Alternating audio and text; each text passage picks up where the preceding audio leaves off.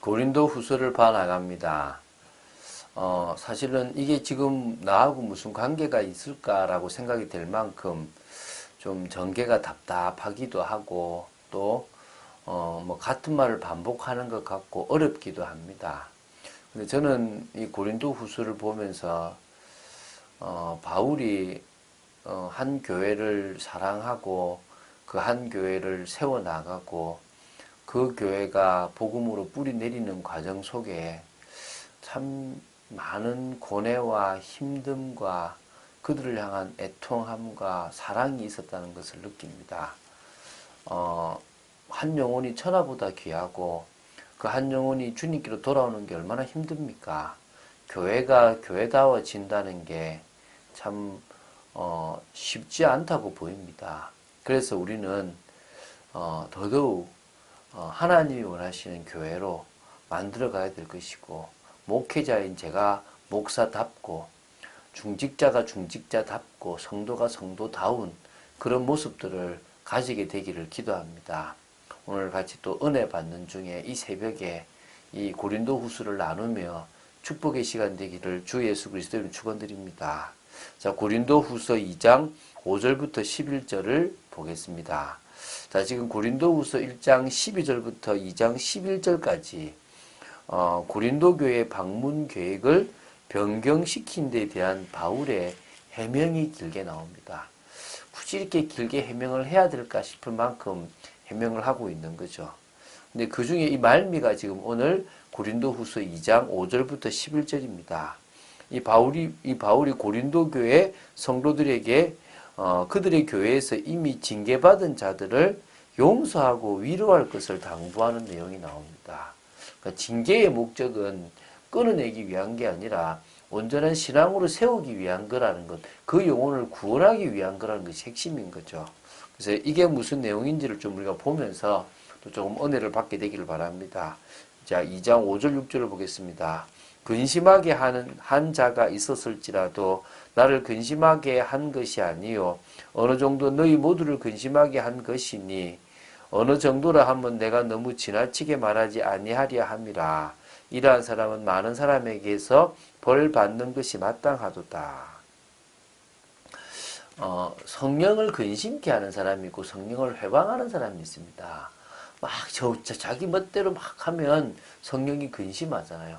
성령뿐만 아니라 교회의 사역자들이나 성도들이 누구를 봤을 때 근심이 되는 사람이 있습니다. 성령을 소멸한다는 말은 성령이 자꾸 하라고 하는데 그걸 거부하고 안 하는 걸 말하겠죠. 지금 바울을 근심하게 한 자가 있었단 말입니다. 그것은 사실 바울을 근심하게 한 것이 아니라 어느 정도는 고린도 교회 전체를 근심하게 한 것과 같은 것입니다. 어느 정도라고 하는 그게요. 너무 지나치게 말하지 아니하려고 나름대로 절제한 부분이 있는 거죠. 그러니까 그는 결국은 벌 받는 게 마땅하다는 것입니다. 지금 이 5절과 6절을 통해서요. 고린도 교회에 근심케 한 자들, 근심하게 한 자들에 대한 권징이라는 것이 있었음을 지금 설명합니다. 권징은 잘못한 사람에 대해서 벌을 내리는 걸 권징이라고 그러잖아요. 아마도 고린도 교회 성도들의 다수는 이 바울의 눈물의 편지, 이 고린도 후서 전에 고린도전서 다음에 있었던 그 눈물의 편지를 받고 회개하여서 교회에서 문제를 일으킨 사람들을 징계하였던 것으로 보입니다. 그래서 이게 고린도 교회가 정상적으로 회복되어져 가는 징조라고 볼 수 있겠습니다. 흔히들 교회는 특히 기독교는 사랑의 종교라고 이야기하고 하나님은 사랑이 많으신 분이라고 말합니다. 물론 당연히 맞죠. 그러나 이게 성도들 가운데 어떤 오해가 돼서 교회가 잘못하고 있고 문제가 있는 사람을 다 용서하고 수용해야 된다는 것으로 잘못 오해를 할 수 있습니다. 이건 잘못된 생각입니다. 사랑은 단순히 잘못을 방치하고 묵인하는 것을 의미하지는 않습니다. 사랑은 죄를 용납하지 않습니다.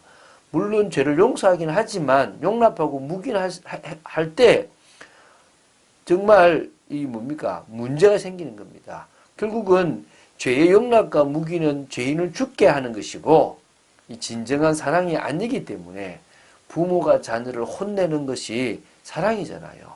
그 똑같은 겁니다. 그래서 이 5절에서 어느 정도라 함은 내가 너무 지나치게 말하지 아니하려 함이라고 했습니다. 또 7절에 보면 7절에 다시 볼 건데 그가 너무 많은 근심에 잠길까 두려워하느라고 했습니다. 이 두 말씀을 볼 때요. 교회에서 징계를 시행할 때 뭐라고요? 신중하게 함부로 하면 안 돼요. 그 사람을 살리기 위해서 해야 되는 겁니다. 저는 징계를 권징을 해서 성공한 교회를 많이 보지 못했습니다. 존 스토트의 그 목사님 말처럼요.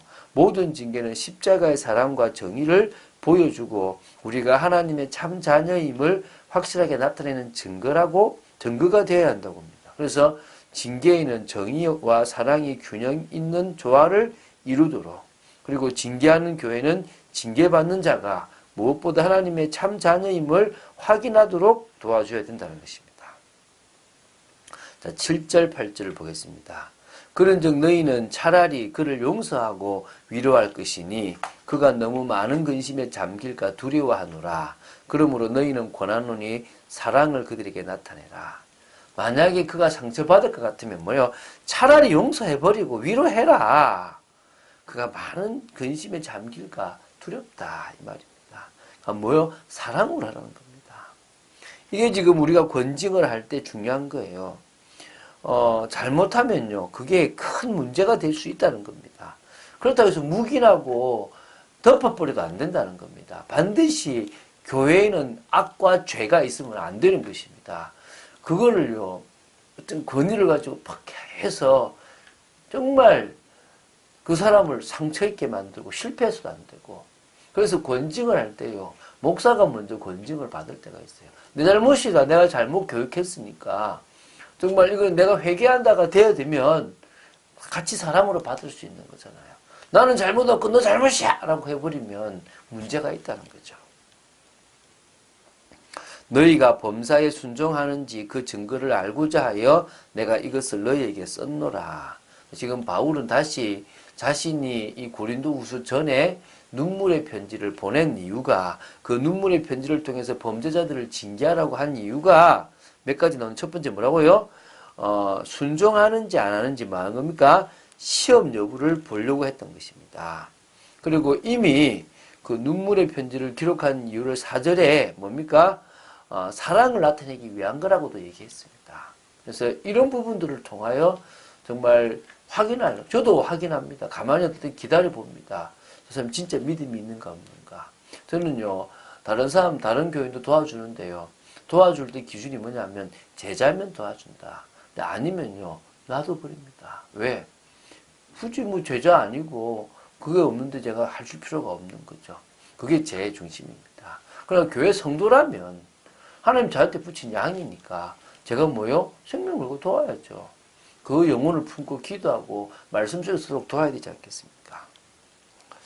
자, 10절, 11절 보겠습니다. 너희가 무슨 일이든지 누구를 용서하면 나도 그리하고 내가 만일 용서한 일이 있으면 용서한 그것은 너희를 위하여 그리스도 앞에서 한 것이니 이는 우리로 사단에게 속지 않게 하려 함이라. 우리가 그 계책을 알지 못하는 바가 아니로다. 그러니까 지금 사단의 계계를 안다 이 말이죠. 자, 교회 안에서 서로 용서하고 하나 되기 위해서 화합하는 것은 사단의 이 괴계를 빠지지 않기 위한 방법이라는 것입니다. 권징은요, 말씀의 참된 전파와 성례의 정당한 침팬과 더불어 참된 교회를 구별케 하기 위한 교회의 표지라고 하는 겁니다. 참 중요한 겁니다. 그래서 교회의 표지가 세 개인데 말씀 전파와 성례와 권징이라고 얘기하는 거예요. 명백한 회개에도 불구하고 무자비하게 엄격히 징계를 적용한다면 동료 그리스도인들을 완전히 실망 상태에 빠뜨리게 되는 것이고 그것은 사단의 계계에 넘어가게 되는 것입니다. 잘 생각해 보십시오. 용서 없는 무자비한 징계는 사단의 교묘한 책략이지 하나님의 뜻이 아니라는 것입니다. 감정을 말씀이라는 것으로 누르뿌리면 안 된다는 거예요.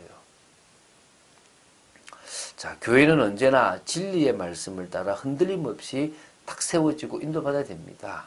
그래서 권징을 하는 거죠. 그러나 교회가 그것을 하는 것은 흑암이 사단이 틈타지 않는 거지. 교회의 주 목적은 사람을 살리고 영혼을 살리는 것입니다. 그래서 우리는 사랑이 필요한 겁니다. 이것을 조화롭게 할 수 있으면 그 교회는 참 좋은 교회입니다. 저는 그것을 인도받아 보려고 하고 있는 것입니다. 그래서요, 세상에서 또 교회에서 그리스도인이라는 인정을 받고 싶습니다. 제가 참 그런 걸 많이 봐요. 교회에서는 신앙이 좋은 것처럼 보이는데요, 세상에서는 가족들에게는 인정받지 못한 사람들을 제가 봤어요. 그 하나님 기뻐하시겠습니까? 저는 최소한 우리 교회에 중직자 성도 장로라면 세상에서 그리스도인이라고 인정받았으면 좋겠어요. 삶을 잘해라 이 말이 아니라 주인 대신 주님께 맡긴 인생, 주님의 인도를 받는 인생이 되었으면 좋겠습니다.